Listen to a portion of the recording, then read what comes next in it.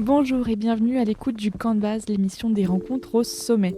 Cette production indépendante a besoin de vous. Si vous avez aimé et si vous écoutez le Camp de base, vous pouvez m'aider en donnant à partir d'1 € sur Patreon, mais aussi en parlant de l'émission autour de vous. Et pour garder le lien, n'hésitez pas à vous inscrire à l'Ascension, la newsletter du Camp de base. Tous les liens sont dans la description. L'histoire que je vous raconte aujourd'hui commence au milieu du 19e siècle, dans la ville de Lodève, dans l'Hérault. L'année 1854 voit naître celui qui, par sa curiosité insatiable, sera tout à la fois botaniste, géologue, météorologue, physiologiste ou encore glaciologue. Vous l'avez ? Il s'agit en effet de Joseph Vallot, notamment connu dans le massif du Mont-Blanc pour la création de son observatoire, laboratoire, d'altitude à plus de 4000 mètres. De ses paquets de planches d'herbier déposés au musée d'histoire naturelle de Nice à ces 3 nuits passées au sommet du Mont Blanc, nous allons aujourd'hui parler de cet homme aux multiples talents. J'ai le plaisir d'accueillir pour cela Eliane Patriarca, journaliste indépendante spécialisée notamment en environnement, en sciences et en montagne. Eliane a écrit un livre, Joseph Vallot, l'histoire méconnue d'un savant alpiniste, paru en février 2025 aux éditions Glénat. Eliane, bonjour. Bonjour. Et merci beaucoup de me faire le plaisir de votre présence dans le camp de base aujourd'hui. Première question que je pose à tous les invités du camp de base, il est où à vous votre camp de base ? Alors j'en ai plusieurs. Oui, il y en a un notamment, à Paris, il y en a un autre, à Saint-Gervais, les Bains, donc un endroit, proche des œuvres de Joseph Vallot dans le massif du Mont-Blanc. C'est mes 2 camps de base essentiels. Je le disais dans l'introduction, vous êtes donc journaliste indépendante et vous avez travaillé plus de 20 ans au journal quotidien Libération. Est-ce que vous pouvez d'abord nous raconter comment est-ce que vous avez rencontré les œuvres multiples de Joseph Vallot ? Alors je l'ai rencontré à plusieurs reprises et de façon fortuite. D'abord en 2010, à l'occasion d'un reportage, au niveau du glacier de Tête-Rousse, justement au-dessus de Saint-Gervais-les-Bains, dans le massif du Mont-Blanc, à l'occasion d'un reportage qui était, motivé par le fait que des glaciologues du CNRS avaient découvert, des poches glaciaires dans les entrailles du glacier de Tête-Rousse, poches glaciaires remplies d'eau et menaçant de se rompre, parce que la pression était très forte. Et en se rompant, elles auraient pu, provoquer une avalanche, une lave torrentielle très destructrice pour, Saint-Gervais-les-Bains et tous les hameaux, sur le parcours de la coulée depuis le glacier jusqu'au bas du village, c'est-à-dire, au niveau du parc thermal et de la gare. Les glaciologues étaient particulièrement inquiets parce que c'est un événement catastrophique qui s'était déjà produit en 1892 et donc l'idée était évidemment d'empêcher que ça se reproduise, de protéger la population, donc tout un plan d'évacuation avait été fait. Mais moi, je venais faire ce reportage pour le grand chantier de vidange de la poche glaciaire. Et quand j'ai discuté avec le glaciologue qui avait détecté cette poche d'eau, qui s'appelle Christian Vincent et qui travaille donc pour le CNRS à Grenoble, lui m'a parlé de Joseph Vallot, de ce scientifique donc du 19e siècle, parce que justement, Joseph Vallot avait étudié ce qui s'était passé lors de la catastrophe de 1892. Il avait été appelé à ce moment-là parce qu'il était probablement à l'époque la personne qui connaissait le mieux les glaciers, qui connaissait le mieux leur fonctionnement et qui a pu, dès le lendemain de la catastrophe, monter jusqu'au glacier, trouver les cavités qui étaient béantes évidemment puisqu'elles s'étaient rompues et avaient lâché leurs eaux sur les villages plus bas. Et il en avait aussi pris toutes les dimensions. Ça, c'était vraiment tout ce qu'il savait faire par ses instruments de topographie notamment. Puis il avait dressé tout un compte rendu expliquant la catastrophe, le mécanisme de la catastrophe selon lui, et ce qu'il fallait faire aussi pour en prévenir la récurrence, un autre événement de ce type-là. Et ce qui est complètement incroyable, c'est que le cubage qu'il fait de ce lac intraglaciaire, il est très juste avec les instruments qu'il a à l'époque. Voilà, c'est ça, c'est ce qui étonnait les glaciologues en 2010, c'est de voir à quel point, avec des instruments qui aujourd'hui, bien sûr, leur paraissent aux spécialistes rustiques et peu précis. En fait, il avait établi un levé de terrain et des mesures qui se sont avérées très précises. Ça a été d'ailleurs d'une grande richesse et d'une grande aide pour les glaciologues pour déterminer ce qui se passait en 2010 et déterminer aussi que faire pour la prévention. De même que l'analyse que Joseph Vallot avait fait des causes de la catastrophe et ce qu'il prônait, qui avait d'ailleurs été mis en place par les eaux et forêts très, très rapidement après la catastrophe, c'est-à-dire un système de surveillance, de drainage aussi de l'eau, autant que possible, de l'eau du glacier, pour éviter que des poches se reforment.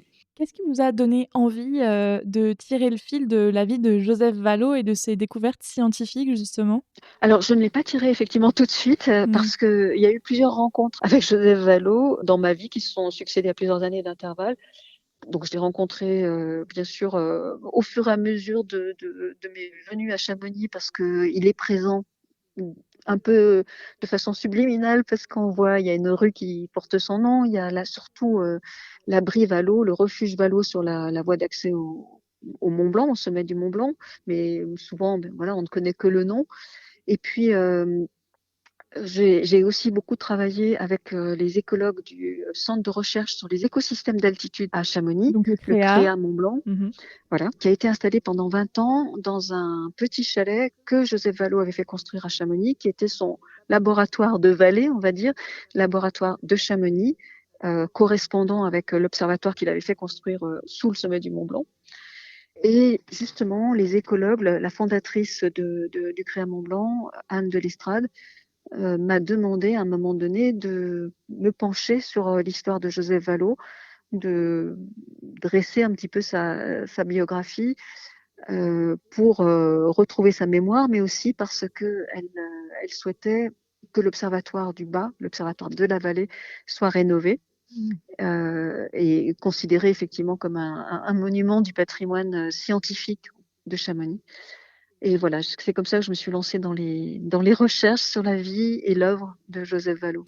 Je le disais dans l'introduction de cet épisode, vous donc, avez écrit un livre, paru aux éditions Glénat que j'en profite pour remercier de m'envoyer toujours, des livres passionnants. Comment est-ce qu'on travaille sur un livre, qui retrace la vie d'un homme? Comment est-ce que vous avez travaillé sur cet ouvrage et est-ce que vous avez utilisé des archives? Oui, tout à fait. Alors, j'avais la chance, ou Joseph Vallot avait la chance d'avoir eu un premier biographe, qui s'appelle Robert Vivian et qui était glaciologue, qui avait lui-même, fait des recherches, mais ça, c'était dans les années 80 puisque son premier livre, sa première édition est parue en 1986 et il avait donc, fait des recherches, notamment auprès de la grande famille des descendants de Joseph Vallot. Donc, il y avait un certain nombre de documents. Il y a aussi beaucoup de documents qui sont conservés au musée alpin de Chamonix, donc des photos, des instruments. Et j'ai surtout énormément fouillé dans les archives que l'on peut trouver à la Bibliothèque nationale de France, où par exemple tous les ouvrages que Joseph Vallot a écrits et publiés sont conservés. J'ai trouvé aussi beaucoup d'articles de presse de ces années-là, faisant état de ses travaux, de la construction de son observatoire, qui donnaient une idée de la notoriété qu'ont pu avoir à la fois ses réalisations et l'homme lui-même, le Mmh. scientifique, dans le monde de l'alpinisme comme dans le monde des sciences.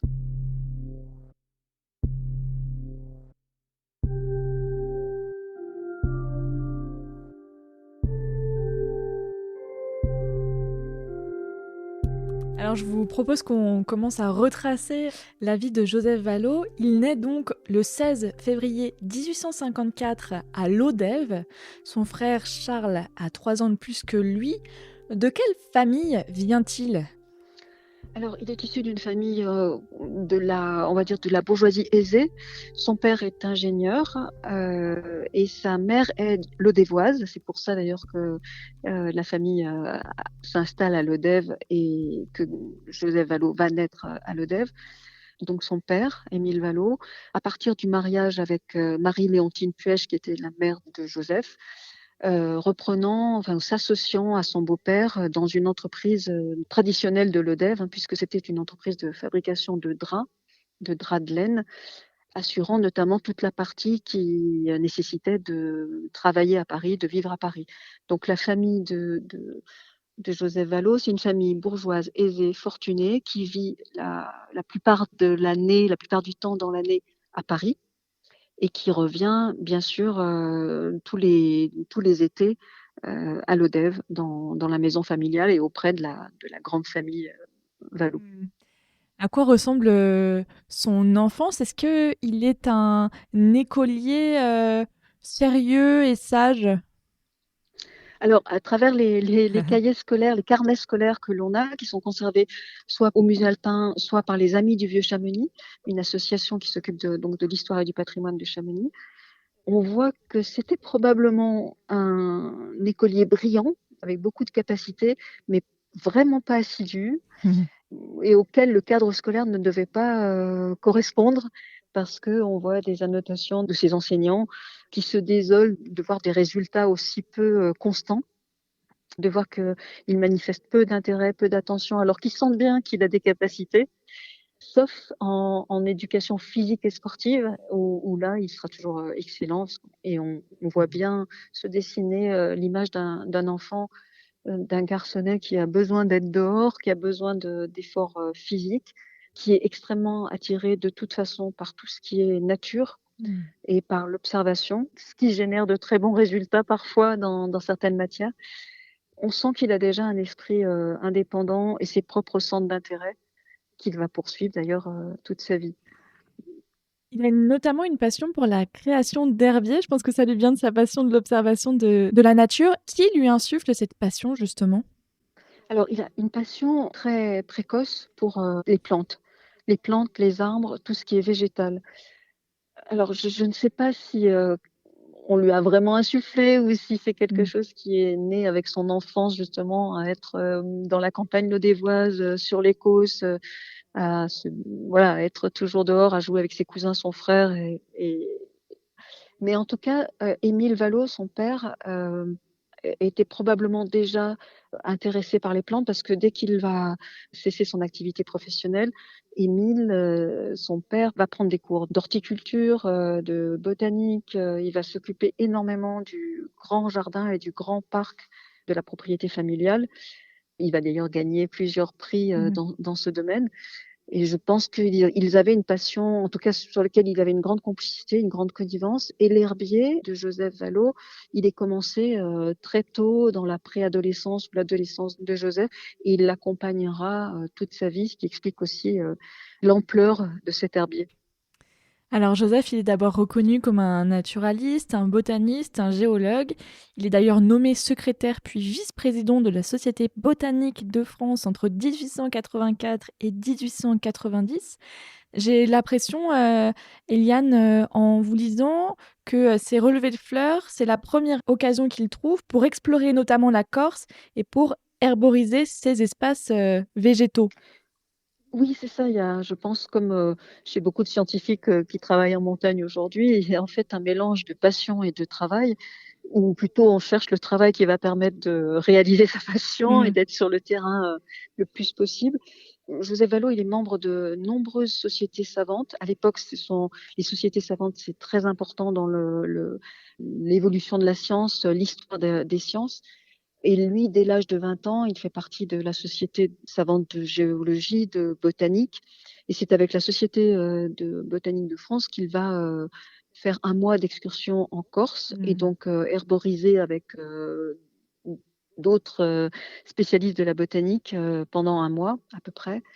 Donc c'était bien sûr une occasion à la fois de voyage, de découverte, de formation continue et puis une manière aussi de compléter son herbier et puis d'apprendre encore à herboriser de la manière la plus perfectionnée possible.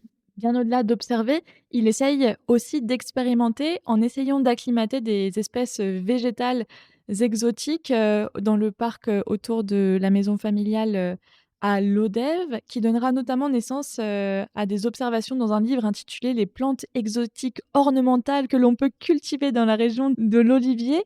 Vous m'avez dit, quelque chose de très intéressant aussi en préparant cette émission. Il écrit beaucoup pour l'annuaire du Club alpin français. Est-ce que vous pouvez nous expliquer ce que c'est au début le Club alpin français pour lequel il écrit? Alors le club alpin français est créé en 1874. on va dire dans ses premières années, dans sa première période, et comme la plupart des clubs alpins qui se sont créés déjà ou qui se créent à ce moment-là, en plus bien sûr de la volonté de découvrir la montagne, de favoriser toutes les activités physiques et sportives en montagne, de favoriser la découverte de la montagne, l'alpinisme, la conquête des sommets. Le club alpin français a une vocation scientifique. À l'époque, les premiers alpinistes sont souvent aussi soit des botanistes, en tout cas des naturalistes, très souvent. Et quelqu'un comme Wimper, par exemple, est aussi connu pour ses observations naturalistes. C'est une vocation qui est tout à fait revendiquée, qui va être très importante dans l'histoire du club alpin français. Hmm.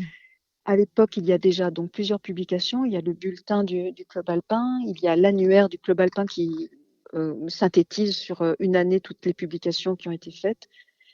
Joseph Vallot, son épouse et son cousin Henri Vallot, qui est ingénieur également, sont membres du club alpin très tôt. Et très tôt aussi, Joseph Vallot commence à publier des articles scientifiques dans soit le bulletin, soit l'annuaire du club alpin. Et c'est aussi comme ça que se font les échanges entre pays, puisque évidemment les clubs alpins communiquent entre eux, échangent leurs propres publications, et que c'est ainsi aussi que se répandent les connaissances. Vous évoquez l'épouse de Joseph Vallot, Gabrielle Vallot, née Pérou. Joseph a 25 ans, elle 23 lorsqu'ils se marient. Comment est-ce qu'ils se rencontrent? Je n'ai rien retrouvé sur la rencontre entre les deux, mais en tout cas, Gabrielle Pérou était une lointaine cousine de Joseph Vallot, donc elle devait être dans un cercle familial très étendu. Et ils se rencontrent probablement à Paris, puisqu'elle-même vit avec ses parents à Paris. Ils se marient en 1879 à Paris.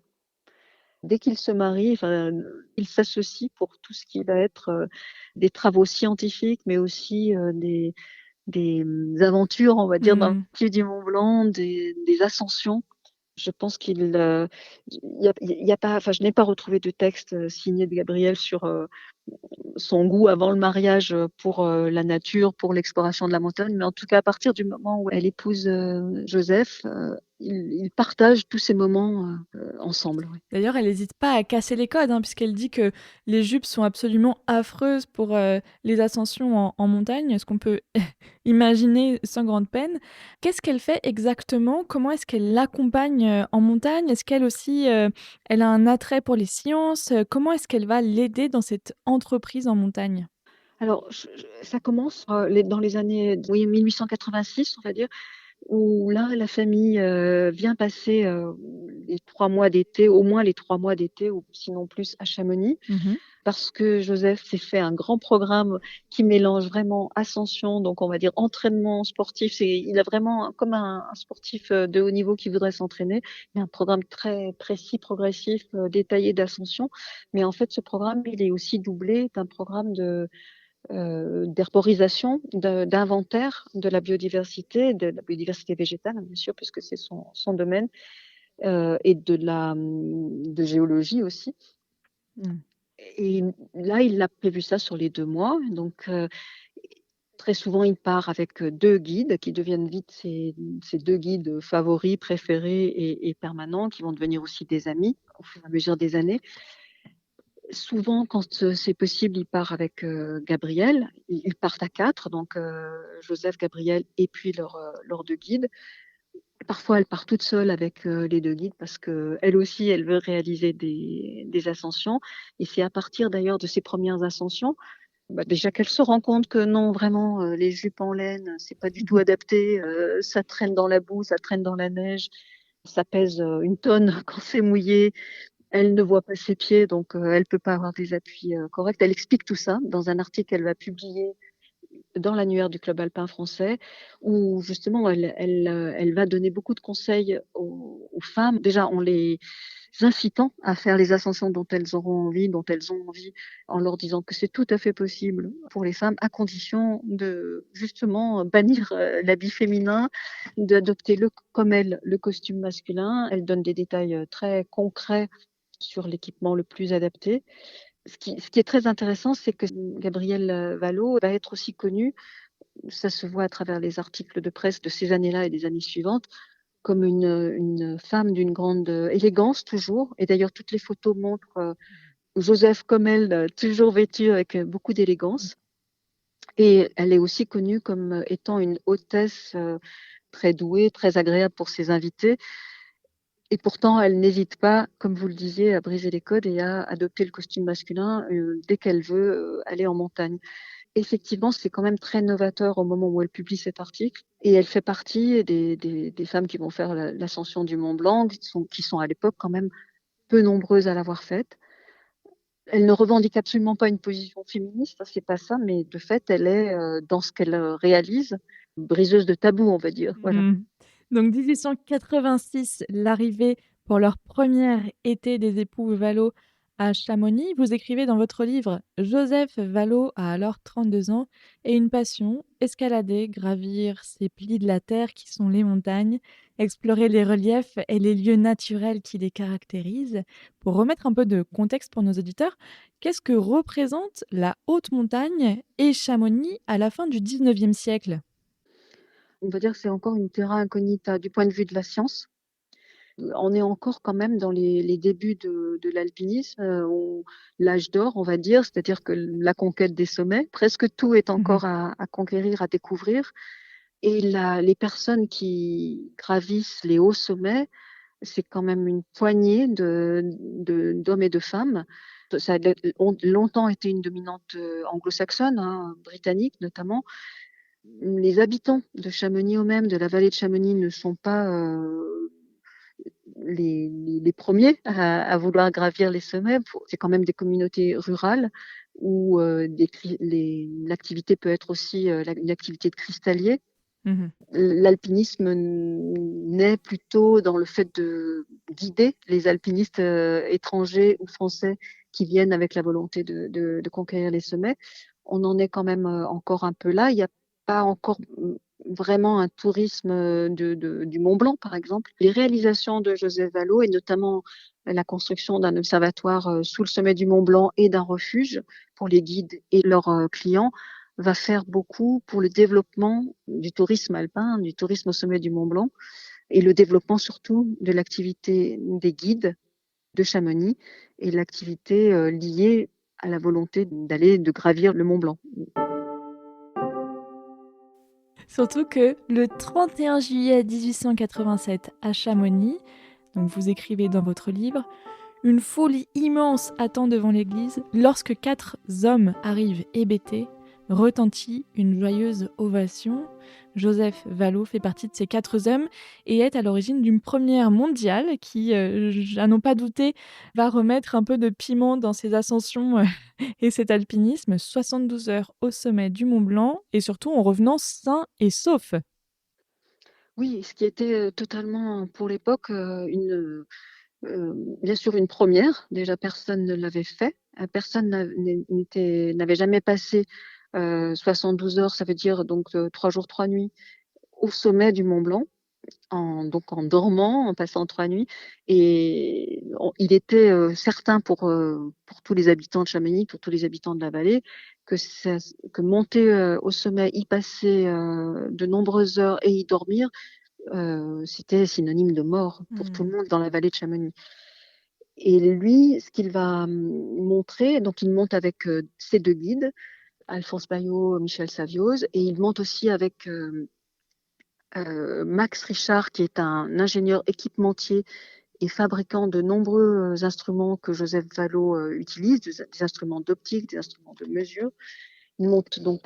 Ces 4 hommes montent au sommet du Mont Blanc. L'idée pour Joseph Vallot est de prouver que c'est possible et Mmh. surtout de prouver que non seulement on peut séjourner entre guillemets au sommet du Mont Blanc, mais qu'on peut y travailler. Lui, son objectif est de réaliser des expérimentations, donc expérimentations en physiologie, voir comment leurs 4 organismes vont résister, vont évoluer pendant ces 3 jours, 3 nuits.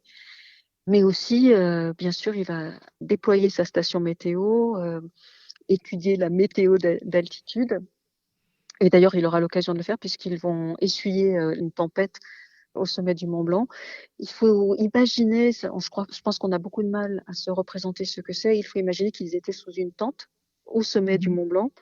donc sans autre abri qu'une tente de l'époque. Donc là aussi, soumise à des vents qu'on sait être très forts à cette altitude, soumise à la tempête, puisqu'ils en auront une. Au froid, bien sûr, eux n'ont pas tout ce dont on dispose aujourd'hui, c'est-à-dire des sacs de couchage particulièrement performants, des Gore-Tex, des couches isolantes en pagaille. Et pourtant, ils vont effectivement passer ces 3 nuits, 3 jours, résister. Joseph, une fois qu'il sera venu à bout de ses maux de tête liés à l'altitude, va se mettre à travailler comme d'habitude de manière assidue pendant les 3 jours.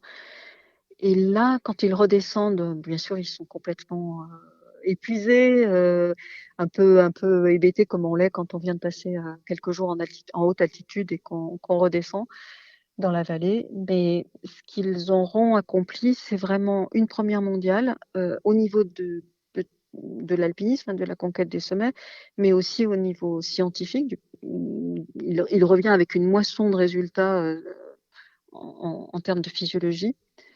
Et bien sûr, c'est ce qu'on venait de dire, c'est-à-dire que ça ouvre les portes à la possibilité de gravir les sommets, de dormir en altitude, à la possibilité peut-être d'avoir des abris où on peut passer la nuit pour pouvoir poursuivre une ascension. Mhm. Ça change vraiment les perspectives. Pour José Valo, c'est la première étape qu'il devait absolument accomplir pour son grand projet, construire un laboratoire d'altitude au plus près possible du sommet du Mont Blanc. Et oui, donc il souhaite s'établir en altitude. Pourquoi est-ce que c'est si important pour la science d'aller faire des expérimentations en altitude? José Valo s'est rendu compte très tôt que s'il essayait de travailler, de faire des expérimentations au cours d'une ascension du Mont Blanc, une ascension, c'était un maximum de 3 jours. Et ça ne permettait absolument pas d'engranger un nombre de données, une série de ce qu'on appelle aujourd'hui des séries de données suffisantes pour bâtir une expérimentation et avoir le recul suffisant pour en tirer des enseignements intéressants. Donc très tôt, il s'est dit c'est impossible d'avancer dans la connaissance de la haute altitude sans avoir un abri permanent, sans passer du temps, sans pouvoir faire des expérimentations de longue haleine dans cet univers glaciaire, à ces altitudes-là. De la même manière, comment on pourrait étudier le fonctionnement d'un glacier si on n'est pas au plus près de ce glacier, si on ne peut pas faire des mesures répétées, systématiques, aux mêmes endroits pendant une longue période, à des altitudes différentes et surtout avec ce qui lui tenait à cœur, c'est-à-dire une grande rigueur, un protocole scientifique très précis et très transparent pour qu'il soit étudié et validé par d'autres scientifiques.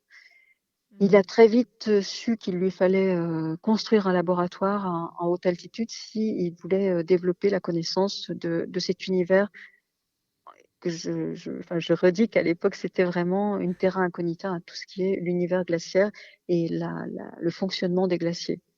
C'est pour ça que Il c'était si important pour lui de démontrer que voilà, on pouvait y survivre. il veut construire cet observatoire laboratoire au plus près du sommet du Mont Blanc. Comment est-ce qu'il choisit le lieu en définitive de la construction de cet observatoire? Il y réfléchit beaucoup. Il est monté plusieurs fois spécialement pour ça au sommet du Mont Blanc. Il a cherché les emplacements les plus adéquats, c'est-à-dire qui à la fois soient le plus près du sommet, mais aussi qui permettent quand même un petit abri, qui ait une plateforme suffisante pour pouvoir édifier un bâtiment, même s'il l'imaginait au départ plutôt de taille modeste. Je répète aussi il avait de grandes connaissances en géologie, qu'il avait étudié. Donc, il étudie aussi la nature des rochers ou du sol sur lequel il pourrait édifier ce bâtiment. Il va écarter sa première hypothèse, qui était justement de construire au sommet du Mont Blanc, parce qu'il s'aperçoit que la, la, la calotte sommitale, donc qui est en neige et glace, elle ne lui révèle pas ce qu'il y a en dessous, il ne sait pas, il ne connaît pas la stabilité, il imagine qu'elle n'est pas suffisante. Mmh. Pronostics qui s'avèreront vrais quelques années plus tard. Il finit par délimiter un terrain qui l'intéresserait sur un emplacement qui s'appelle l'emplacement des Rochers Foudroyés, et qu'il va demander puisque ça appartient bien sûr à la ville de Chamonix, dont il va demander la concession au maire de Chamonix de l'époque qui s'appelle Paul Paillot, qui va lui accorder en échange justement de la construction avec son observatoire, de la construction d'une pièce refuge pour les guides et les touristes. C'est tout à fait cohérent avec les projets de Joseph Vallot qui veut aussi promouvoir l'activité des guides de Chamonix et il imagine très bien le tourisme qui pourra se développer à partir de là. Il me semble qu'il va devoir d'ailleurs déplacer hein, cet observatoire abri. Oui, tout à fait. Il fait construire le premier observatoire en 1890. Il y a donc deux pièces, hein, c'est petit, c'est vraiment très Mm. modeste à l'époque. Une pièce qui est destinée à ses expérimentations et à son hébergement, et une pièce qui sera le refuge, donc destinée aux guides et puis à leurs clients. Très vite, ça s'avère trop petit pour toutes les activités qui vont y être réalisées. Et puis très vite aussi, les allées et venues des guides de leurs touristes sont un peu antinomiques avec les activités scientifiques qui doivent être menées dans le laboratoire. Et donc ce qui est décidé, c'est de séparer les deux bâtiments et de construire un abri, un refuge un peu plus haut au niveau du rocher des Bosses. Donc en 1892, on sépare le refuge, il est construit au niveau de l'observatoire des Bosses et on en profite pour agrandir la partie observatoire qui reste à l'emplacement initial. Il y aura une nouvelle étape encore en 1898. On est obligé de reconstruire l'observatoire parce que sur l'emplacement où il est trop recouvert chaque hiver par les vents, par la neige, par la glace. Ça veut dire que chaque été, il faut que à la première montée, beaucoup d'hommes soient employés pour déneiger l'observatoire et ça devient de plus en plus un travail important au fur et à mesure que les saisons, les années passent. Et Joseph Vallot comprend très vite qu'il va devoir reconstruire. Il choisit un emplacement au bout de l'arête des Bosses et la reconstruction se fait en 1898. Elle va prendre 44 jours durant lesquels Joseph Vallot reste en altitude sur le chantier et lui en profite pendant les travaux pour continuer ses expériences, ses expérimentations. Et c'est pendant cette période notamment qu'il mène une très longue étude sur les tempêtes tourbillonnaires qui Mm. le fascinent. Il y a de nombreuses personnalités hein, qui montent avec lui à cet observatoire. Quelles sont les missions qu'il donne justement à ce lieu? Il a une charte d'utilisation ou de séjour, on va dire, à l'observatoire dont on dispose. On voit à quelle fin il était précis et déterminé dans son projet. Et quand même, la volonté globale, c'est que cet observatoire, pour lui, c'était bien sûr pour mener ses propres expérimentations, mais aussi c'était un lieu qu'il voulait vraiment vouer à la science de la haute altitude, ouvert à tout scientifique ayant un projet en lien avec l'étude de ce milieu. Et gratuitement, bien sûr, il mettait son observatoire à disposition et l'hébergement à disposition de tout scientifique français ou étranger Mm. ayant un projet dans ce domaine, ce qui fait qu'ils vont séjourner à l'observatoire des scientifiques de toutes disciplines, physiologie, glaciologie, botanique, météorologie, mais aussi beaucoup d'alpinistes. Tous les alpinistes de haut niveau, on va dire, de cette époque vont y passer. On a leurs témoignages ou leurs signatures dans le livre d'or de l'Observatoire. C'est très émouvant aussi de voir cette charte et de voir cette volonté à l'œuvre de favoriser la science, vraiment de construire un lieu, un laboratoire qui n'est pas destiné à son usage privé, mais vraiment destiné à faire progresser la connaissance des glaciers, la connaissance de cet univers de la haute altitude. Mm. Et d'ailleurs, Joseph Vallot va abonder hein, à cette science et à cette connaissance de l'altitude et des glaciers. Est-ce qu'il est reconnu par les scientifiques académiques? C'est très ambivalent la reconnaissance de Joseph Vallot à l'époque. Il est souvent, d'abord dans les premières années, il est considéré un petit peu avec condescendance. parce Mhm. que ça n'est pas il n'est pas professeur, il n'est pas membre de l'académie et il n'enseigne pas, par exemple. Il est quelqu'un qui finance ses propres recherches. Donc, Mhm. on va un peu lui coller une étiquette de bourgeois dandy ayant un hobby. On Mhm. considère que la botanique, la géologie et même ses débuts en glaciologie, ça relève un petit peu de ça. C'est très éloigné de la réalité.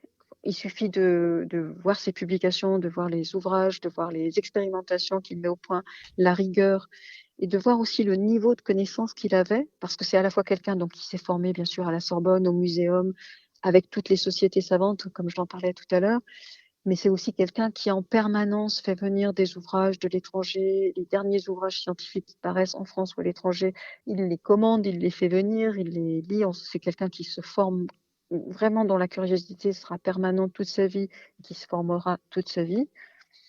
D'abord, une fois qu'il aura réalisé en 1887, donc cette expérience dont on a parlé tout à l'heure, passer 3 jours, 3 nuits et documenter, bien sûr, de manière très précise ce séjour, sa notoriété va franchir les frontières françaises et devenir une notoriété internationale. Mhm.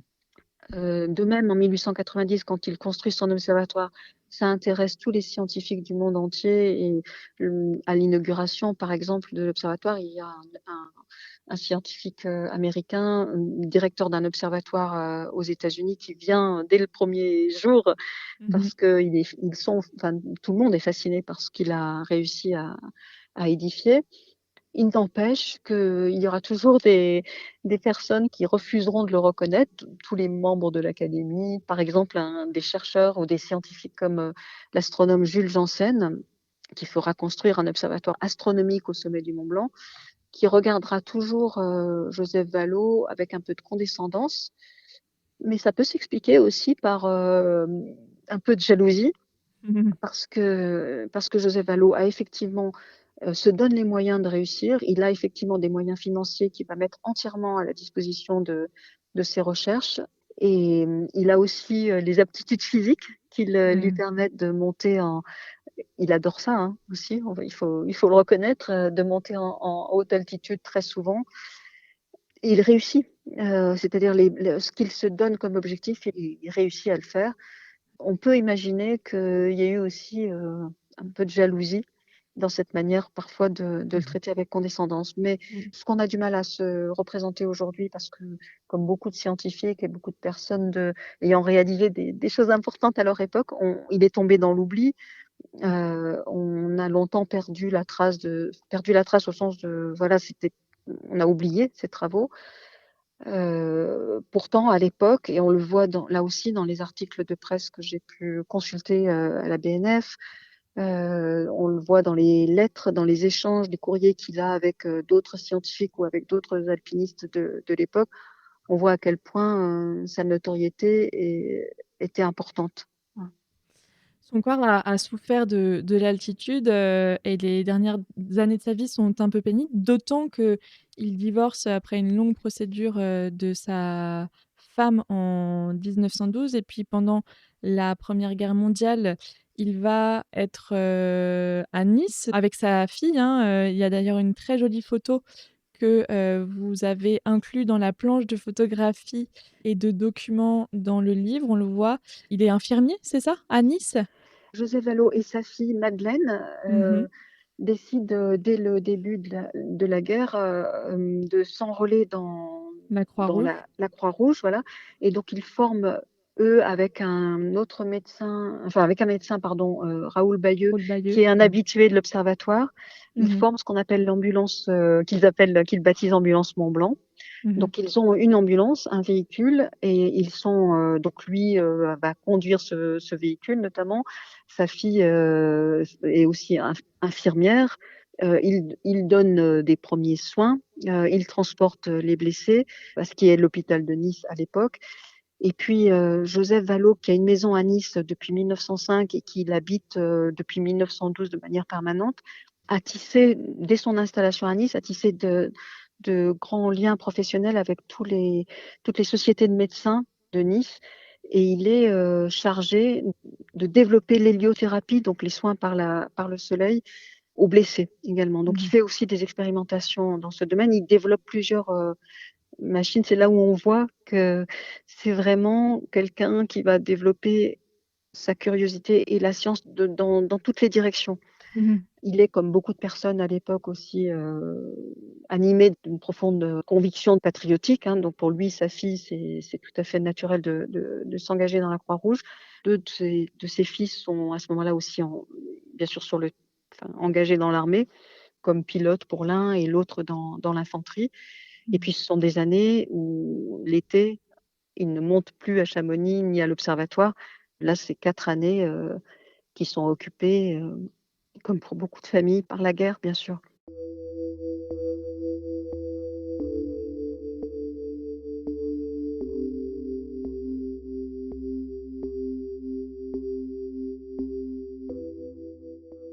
On voit dans votre livre que Joseph Vallot, il est aussi ami avec Gaumont. Vous avez inclus quelques photos de Joseph Vallot, donc, qui a revêtu différents costumes pour des séances photos en studio. On voit aussi un montage photographique qu'il met en scène en train de piloter un avion au-dessus de la plage Oui. de Nice. Il n'est Alors pas que ces 2 scientifique, il a de multiples qualités, ce Joseph Vallot, et puis il aime bien rigoler, quoi. oui, voilà, ça. Je pense que c'était vraiment quelqu'un d'ailleurs, c'est ce dont ses amis témoignent, quelqu'un qui a beaucoup d'humour, qui aime bien plaisanter, et il y a un trait familial qui est le goût du déguisement. Sa fille aura le même, et on la voit aussi se déguiser à plusieurs reprises, et tous deux souvent aussi le font ensemble, ou remiment des scènes traditionnelles comme celle de Balma au moment de la conquête du Mont Blanc, enfin, et Paccard, Balma, on les voit dans la position de la statue qui est érigée au cœur de Chamonix pour commémorer la première ascension du Mont Blanc. Et ils aimaient beaucoup se déguiser, donc c'est pour ça qu'on a des photos de Joseph Vallot, on va dire, dans toutes les tenues possibles et dans tous les déguisements et attitudes. Ça, c'est familial, donc. Il avait un grand goût pour la photographie qui était dans ses débuts, hein, et il a développé la photographie dans 2 directions, à la fois une photographie documentaire, notamment pour faire tous les levées, toutes les photos dont il avait besoin pour la cartographie dans le massif du Mont Blanc. Il a à l'époque probablement la plus grande collection de vues photographiques du Mont Blanc, et donc la plus grande collection documentaire, hein, du massif. Et puis il a aussi une dimension qui est la photo, on va dire familiale ou historique, enfin un témoignage, ouais, de la vie de l'époque. Et c'est comme ça en fait qu'il rencontre Léon Gaumont, puisqu'il va à l'époque acheter ses plaques photographiques et ses chambres photographiques chez Léon Gaumont, qui à l'époque travaille au comptoir général de photographie à Paris. Et lorsque ce comptoir est mis en vente, Léon Gaumont veut fonder une société qui va être la société Gaumont, dont Joseph Vallot va être actionnaire, tout comme Gustave Eiffel.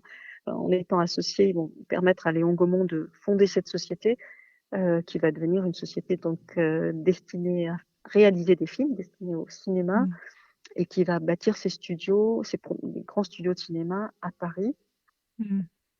Et c'est aussi comme ça, c'est grâce à cette amitié avec Léon Gaumont et son fils Charles Gaumont, que va être réalisé un film en 1906 avec Joseph Vallot, sa famille et des amis, un film qui va retracer comment se fait une ascension du Mont Blanc à l'époque. Donc on dispose d'un film Documentaire.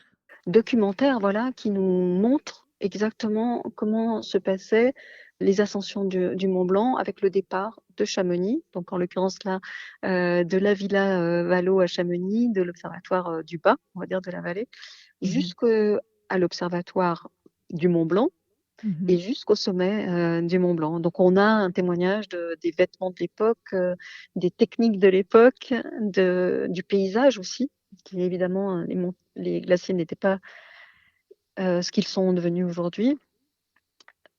Et voilà, il avait aussi ce sens de la nécessité de documenter, ce qui se faisait aussi bien, là encore, hein, en alpinisme qu'en sciences.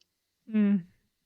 Quelle vie riche et passionnante. Nous n'avons pas tout abordé dans cette émission. Il aurait fallu pour ça peut-être une petite journée. On n'a pas parlé de grottologie ou de grottisme. On n'a pas parlé de cartographie, ou en tout cas de manière très succincte. Joseph Vallot va s'éteindre en 1925 après être monté plus d'une trentaine de fois au sommet du Mont Blanc. C'est donc des histoires passionnantes que les auditeurs et auditrices du camp de base pourront retrouver dans votre livre, Eliane, Joseph Vallot, l'histoire méconnue d'un savant alpiniste, paru aux éditions Glénat dans la collection Hommes et montagnes. Merci. Merci beaucoup d'avoir participé à cette émission. Je sais que le temps est rapide aussi chez vous en ce mois de mai. Merci beaucoup de m'avoir donné du temps, Eliane. Merci. Cet épisode du camp de base est terminé pour aujourd'hui. J'espère qu'il vous a plu. N'hésitez pas à le partager si c'est le cas et à vous abonner à la newsletter du camp de base. Tous les liens sont dans la description. À très bientôt dans le camp de base. Rencontre au sommet.